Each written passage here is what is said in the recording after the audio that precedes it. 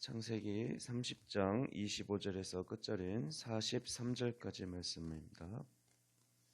제가 대표로 봉독하겠습니다. 라헬이 요셉을 낳았을 때 야곱이 라반에게 이르되 나를 보내어 내 고향 나의 땅으로 가게 하시되 내가 외삼촌에게서 일하고 얻은 처자를 내게 주시어 나로 가게 하소서. 내가 외삼촌에게 한 일은 외삼촌이 아시나이다. 라반이 그에게 이르되 여호와께서 너로 말미암아 내게 복 주신 줄을 내가 깨달았노니 내가 나를 사랑스럽게 여기거든 그대로 있으라. 또 이르되 내 품삯을 정하라. 내가 그것을 주리라. 야곱이 그에게 이르되 내가 어떻게 외삼촌을 섬겼는지 어떻게 외삼촌의 가축을 쳤는지 외삼촌이 아시나이다. 내가 오기 전에는 외삼촌의 소유가 적더니 번성하여 때를 이루었으니 내 발이 이르는 곳마다 여호와께서 외삼촌에게 복을 주셨나이다. 그러나 나는 언제나 내 집을 세우리이까. 라반이 이르되 내가 무엇으로 내게 주랴. 야곱이 이르되 외삼촌께서 내게 아무것도 주시지 않아도 나를 위하여 이 일을 행하시면 내가 다시 외삼촌의 양떼를 먹이고 지키리이다.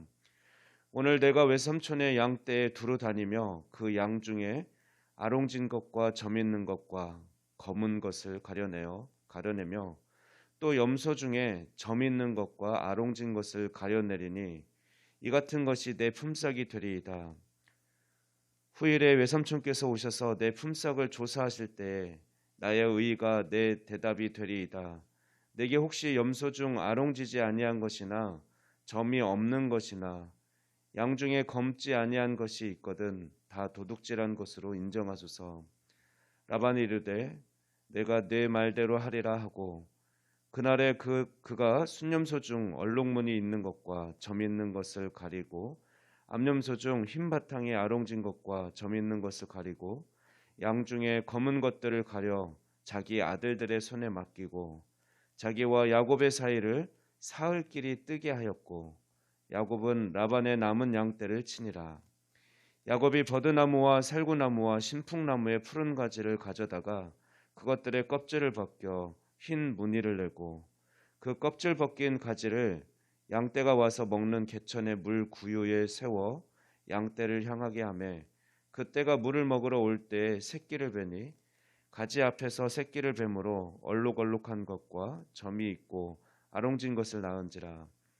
야곱이 새끼 양을 구분하고 그 얼룩무늬와 검은 빛 있는 것을 라반의 양과 서로 마주보게 하며 자기 양을 따로 두어 라반의 양과 섞이지 않게 하며 튼튼한 양이 새끼 뵐 때에는 야곱이 개천에다가 양떼의 눈앞에 그 가지를 두어 양이 그 가지 곁에서 새끼를 베게 하고 약한 양이면 그 가지를 두지 아니하니 그렇게 함으로 약한 것은 라반의 것이 되고 튼튼한 것은 야곱의 것이 된지라. 이에 그 사람이 매우 번창하여 양떼와 노비와 낙타와 나귀가 많았더라. 아멘. 네, 오늘 본문은 크게 두 가지 내용이 기록되어 있습니다.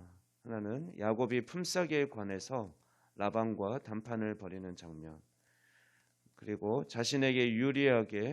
야곱이 자신에게 유리하게 양을 교배시키는 내용으로 구성되어 있습니다. 25절의 말씀, 라헬이 요셉을 낳았을 때라고 했는데 이때는 야곱이 91세 정도 되는 때입니다. 그리고 라헬을 위해서 추가로 7년의 봉사가 끝나는 때였고 야곱이 고향 가나안 땅을 떠난 지 14년째 되는 해였습니다. 사실 야곱은 두 아내를 위해서 봉사하는 것이라고는 했지만 14년 동안 외삼촌을 위해서 보수를 받지 않고 일하는 것에 대해서 아마 분노와 억울한 마음이 있었던 것 같습니다. 그 억울한 마음이 약속 기간이 끝난 시점에서 표출되고 있습니다. 그래서 야곱은 외삼촌을 찾아가서 이제 처자식을 데리고 고향으로 돌아가겠다라고 선포합니다.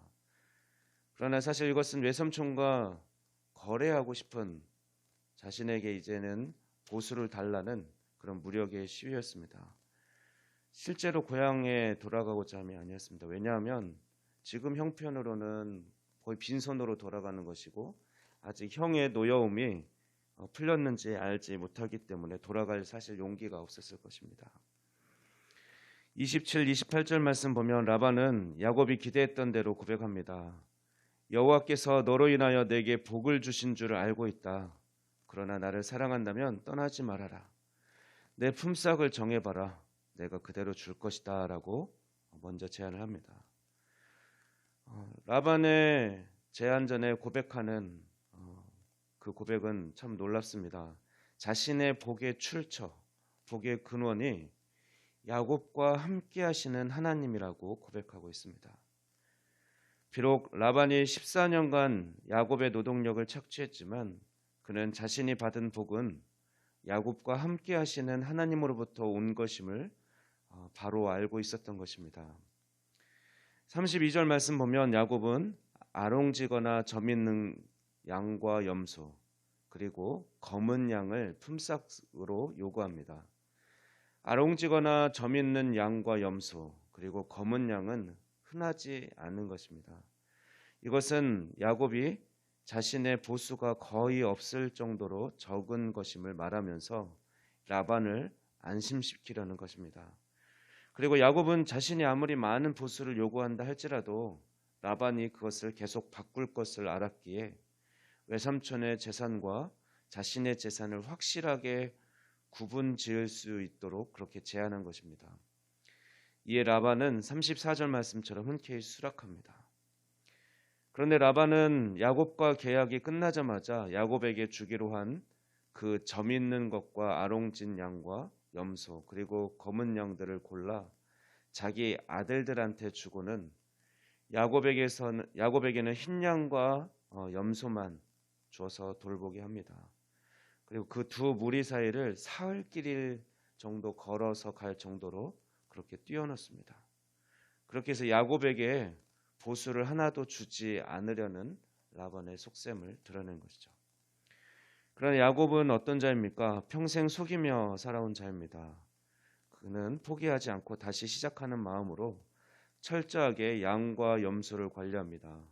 37절에서 39절까지 말씀 보면 야곱은 그동안 양과 염소를 치면서 마치 어떤 과학자처럼 유전학이라도 연구한 것처럼 자신만의 비법으로 자신의 재산 증식을 해갑니다.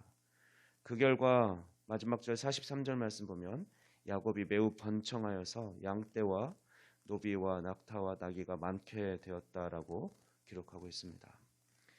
이제 말씀을 정리합니다.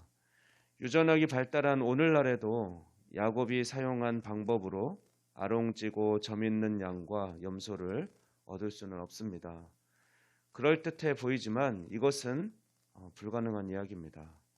결국 야곱이 큰 부를 이룰 수 있었던 까닭은 결국 하나님께서 복의 근원이 되시는 하나님께서 자연 섭리 아래에 있는 유전 법칙을 뛰어넘어 또 야곱의 계산을 뛰어넘어 하나님께서 기적을 베풀어 주셨기 때문입니다. 하나님은 베델의 약속, 내가 너를 부유케 하겠다라고 그래서 다시 이 땅으로 돌아오겠다라는 그 약속을 하나님은 잊지 않으시고 야곱을 축복하셔서 부자가 되게 하셨습니다. 그러나 야곱의 삶은 어떻습니까? 이런 놀라운 하나님의 축복을 받았음에도 불구하고 여전히 자신의 뜻과 계획대로 자신의 야망을 따라 살아가려고 발버둥치고 있습니다. 우리 역시 인간의 이성으로는 도저히 이해할 수 없는 놀라운 은혜를 입은 자들입니다. 하나님의 자녀가 되었습니다. 또 영생을 얻게 되었고 영원한 하나님 나라의 상속자가 되었습니다.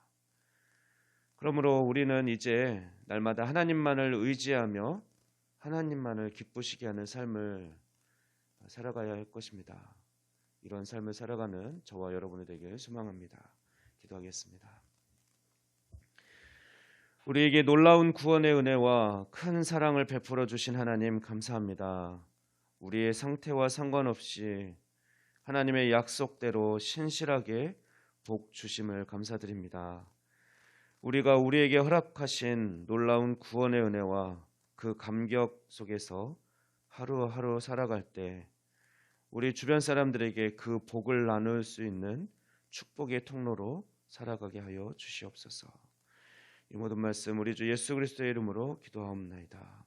아멘.